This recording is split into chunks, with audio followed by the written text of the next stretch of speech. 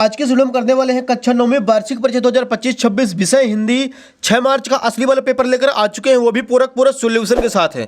तो बच्चों आपको बिल्कुल भी टेंशन नहीं लेना। यदि आप इस वीडियो को शुरू से लेकर आज तक वॉच करते हैं तो 100% गारंटी के साथ आपके इस बार हिंदी में 75 में 75 नंबर आने वाले हैं बच्चों, और आप अपनी कक्षा में इस बार टॉप करने वाले हैं। तो चलिए बच्चों, मैंने टाइम वेस्ट किया, यहाँ पे देख लीजिए। सबसे पहले पेपर का फ्रंट पेज आपका कुछ इस टाइप का होने वाला है, एंड जो क्वेश्चन दिए गए बच्चों अगले पेज से दिए गए हैं। तो यहाँ पे देखिए बच्चों, सबसे पहले दिया गया हमारे सामने प्रश्न क्रमांक 1 है, निम्नलिखित प्रश्नों में से सही विकल्प का चयन कर लिखिए। इसका पहला क्वेश्चन देखिए, कबीर दास की एक रचना है। इसका आंसर करेंगे बच्चों ऑप्शन नंबर सा बीजक। सेकंड क्वेश्चन है, हिंदी साहित्य का स्वर्ण युग माना गया है। इसका आंसर हो जाएगा बच्चों ऑप्शन नंबर बा भक्ति काल को।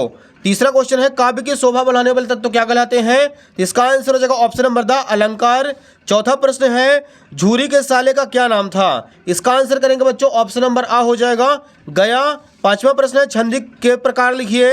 इसका आंसर करेंगे ऑप्शन नंबर बा 3। छठवां क्वेश्चन है, इस जल प्रलय में पाठ की विधा है। इसका आंसर हो जाएगा बच्चों ऑप्शन नंबर बा रिपोर्टाज। तो बच्चों यहाँ पे क्वेश्चन नंबर फर्स्ट अपना पूरा कंप्लीट हो चुका है। इसका आप लोग फटाफट स्क्रीनशॉट ले लीजिए। क्वेश्चन नंबर सेकंड के लिए चलते हैं अगले पेज पर। यहाँ पे देखिए बच्चों, प्रश्न 2 है, निम्नलिखित रिक्त स्थान में सही शब्द का चयन कर लिखिए। पहला क्वेश्चन है, मखमली टमाटर हुए लाल। दूसरा क्वेश्चन है, रस के 10 प्रकार होते हैं। तीसरा प्रश्न, महाकाव्य में जीवन का संपूर्ण चित्रण होता है। क्वेश्चन नंबर चौथा है, फोटो में प्रेमचंद के साथ उनकी पत्नी भी हैं। पांचवा प्रश्न, सदाचार का विलोम दुराचार होता है। छठवां क्वेश्चन, मेरे नाना पक्के साहेब माने जाते हैं। तो बच्चों यहाँ पे क्वेश्चन नंबर सेकंड जो है वो भी अपना पूरा कंप्लीट हो चुका है। इसका भी आप लोग फटाक से स्क्रीनशॉट ले लीजिए। अगला प्रश्न देखिए बच्चों, तीसरा क्वेश्चन, निम्नलिखित जोड़ियों का सही मिलान कर लिखिए। एक साइड स्तंभ आ, दूसरे साइड स्तंभ बा। पहला क्वेश्चन है, माखनलाल चतुर्वेदी। इसका आंसर करेंगे बच्चों एक भारतीय आत्मा। दूसरा क्वेश्चन है, रस के अंग 4 होते हैं। ल्यासा की ओर राहुल संकृत्यायन। चौथा है, महादेवी वर्मा निर्जन यहाँ रश्मि। पांचवा है, रात का तत्सम रात्रि होता है। छठवां है, रीढ़ की हड्डी श्री जगदीश चंद्र माथुर। तो बच्चों यहाँ पे प्रश्न क्रमांक तीसरा भी अपना कंप्लीट हो चुका है, जो कि सही जोड़ी था। इसका भी आप लोग फटाफट सॉल्यूशन तैयार कर लीजिए। प्रश्न चौथा देखिए, निम्नलिखित प्रश्नों का उत्तर एक वाक्य में लिखिए। पहला क्वेश्चन है, मानसरोवर से कवि का क्या आशय है। इसका आंसर हो जाएगा मन रूपी पवित्र सरोवर जिसमें मनुष्य को स्वच्छ विचार रूपी जल भरा हुआ है, मानसरोवर कहलाता है। दूसरा क्वेश्चन, कविता के शाब्दिक अनुशासन का क्या नाम है। तो इसका आंसर हो जाएगा बच्चों छंद। तीसरा प्रश्न है, साहित्यिक पुरखे किससे कहा गया है। इसका आंसर करना बच्चों मुंशी प्रेमचंद्र जी को। चौथा प्रश्न है, बल शब्द में वान प्रत्यय लगाने से कौन सा शब्द बनेगा। इसका आंसर हो जाएगा बलमान।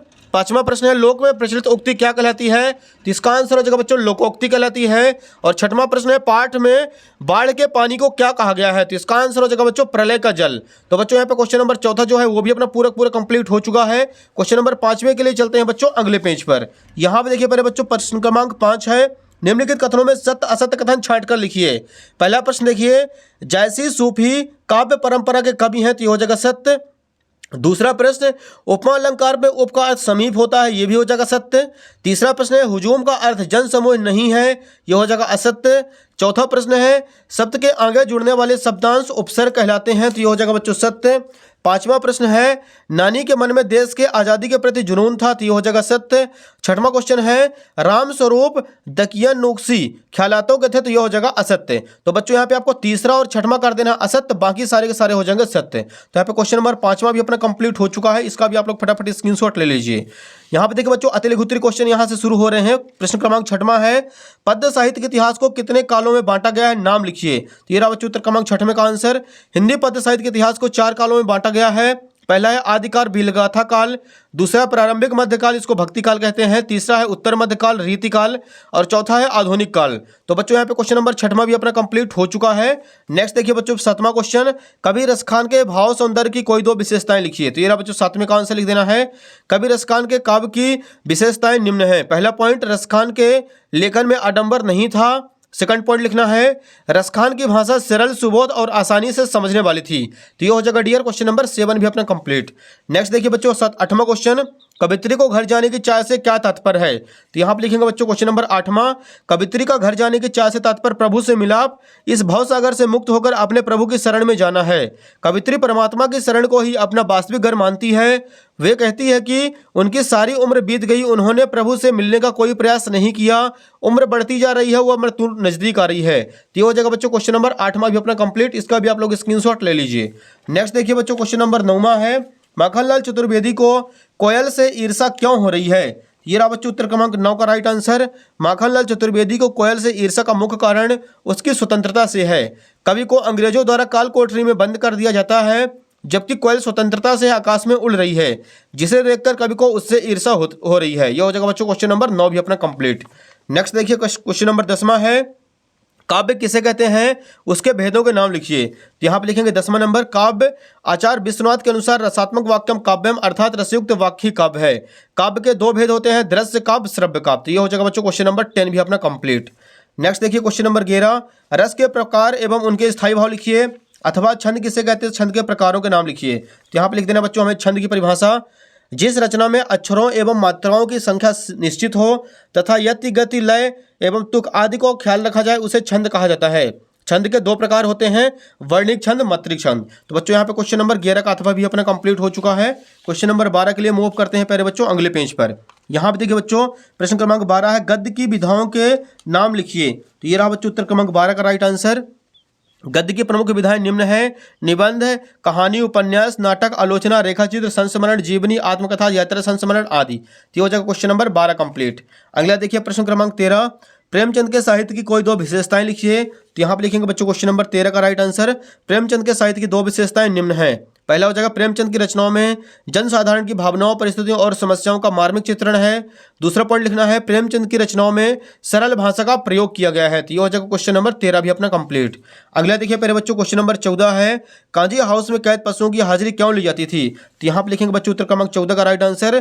कांजी हाउस में कैद सभी पशु कैदी ही थे, वहाँ की दीवारें भी कच्ची ही थी। यह देखने के लिए कि कोई कैद पशुओं में से कोई भागना नहीं तो गया, इसकी जानकारी के लिए वहाँ प्रतिदिन हाजिरी ली जाती थी। तो ये हो जाएगा क्वेश्चन नंबर 14 भी अपना कंप्लीट। नेक्स्ट देखिए बच्चों क्वेश्चन नंबर 15 है, महादेवी वर्मा उर्दू फारसी क्यों नहीं सीख पाई। महादेवी वर्मा उर्दू फारसी नहीं सीख पाई क्योंकि उन्हें इन भाषाओं में रुचि नहीं थी। इसके अलावा उनके घर में उर्दू फारसी भाषाओं का कोई माहौल नहीं था। तो ये हो जाएगा क्वेश्चन नंबर 15 भी अपना कंप्लीट। क्वेश्चन नंबर 16 देखिए, समाज के प्रकार बताते हुए उनके नाम लिखिए। समाज 6 प्रकार के होते हैं, तत्पुरुष समास, कर्मधारय समास, द्विगु समास, द्वंद्व समास, बहुब्रीहि समास, अव्ययी भाव समास। तो ये हो जाएगा बच्चों क्वेश्चन नंबर 16 भी कंप्लीट। क्वेश्चन नंबर 17 देखिए बच्चों, गोलंबर के पास जनसंपर्क की गाड़ी क्या ऐलान कर रही थी। तो यहाँ पे लिखेंगे बच्चों 17 का राइट आंसर। गोलंबर के पास जनसंपर्क की गाड़ी बाढ़ के पानी के विषय में घोषणा कर रही थी। जनसंपर्क विभाग की घोषणा के अनुसार बाढ़ का पानी रात के 12 बजे तक लोहानीपुर, कंकड़बाग और राजेंद्र नगर में घुस जाएगा, यह घोषणा ऐलान करी थी। क्वेश्चन नंबर 17 भी अपना कंप्लीट। क्वेश्चन नंबर 18 देखिए बच्चों, निम्नलिखित काव्यांश का संदर्भ प्रसंग सहित व्याख्या कीजिए। ये रहा उत्तर क्रमांक 18 का राइट आंसर। सबसे पहले आपको लिख देना है संकेत, ऊंचे कुल का डैश डैश करके निंदा सोई। संदर्भ में प्रस्तुत पद्यांश हमारी पाठ्य पुस्तक क्षितिज भाग 1 के ऊंचे कुल नामक शीर्षक से अवतरित है, जिसके रचयिता कबीरदास जी हैं। प्रसंग में लिखेंगे, प्रस्तुत पद्यांश में ऊंचे कुल में जन्म लेने की अपेक्षा उच्च कर्मों को प्रेरित किया गया है। व्याख्या आपको पूरा कंप्लीट कर लेना है। और लास्ट में बच्चों आपको लिख देना विशेष, इनकी भाषा सरल एवं सुबोध है, इनके पदों में दोहा छंद का प्रयोग किया गया है। तो ये हो जाएगा बच्चों क्वेश्चन नंबर 18 भी अपना कंप्लीट। क्वेश्चन नंबर 19 के लिए मूव करते हैं पहले बच्चों अगले पेज पर। यहाँ पे देखिए डियर क्वेश्चन नंबर 19 है, निम्नलिखित गद्यांश की संदर्भ प्रसंग सहित व्याख्या लिखी है। तो यहाँ पे हमें गद्यांश की संदर्भ प्रसंग व्याख्या लिखनी है। सबसे पहले लिख देना संकेत, दोनों बैलों का डैश डैश करके आंखें न उठाई। संदर्भ में लिखेंगे पहले बच्चों, प्रस्तुत गद्यांश हमारी पाठ्य पुस्तक क्षितिज भाग 1 के दो बैलों की कथा नामक शीर्षक से अवतरित है। प्रसंग देखिए, प्रस्तुत गद्यांश में लेखक ने आत्मसमर्पण और समर्थन की महत्वपूर्णता को साझा किया है। तो ये बच्चों आपको लास्ट में विशेष लिखना है। शुद्ध साहित्यिक हिंदी खड़ी बोली का प्रयोग किया गया है, मुहावरे तथा लोकोक्तियों का प्रयोग किया गया है। तो क्वेश्चन नंबर 19 भी अपना कंप्लीट हो जाता है। क्वेश्चन नंबर 20 देखिए, पानी के महत्व विषय पर एक अनुच्छेद लिखिए।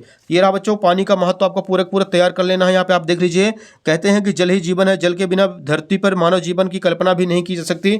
आपको ये पूरा इसका सॉल्यूशन तैयार कर लेना है।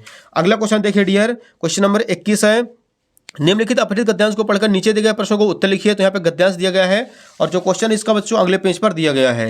यहाँ पे देखिए, उपयुक्त गद्यांश का उचित शीर्षक लिखिए। तो इसका आंसर हो जाएगा लोक संस्कृति।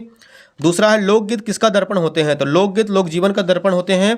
तीसरा प्रश्न है उपर्युक्त गद्यांश का सारांश लिखिए। तो सारांश में बच्चों आपको 3 लाइन इसी पैसेज से नीचे के लिख देनी, वही इसका हो जाएगा सारांश।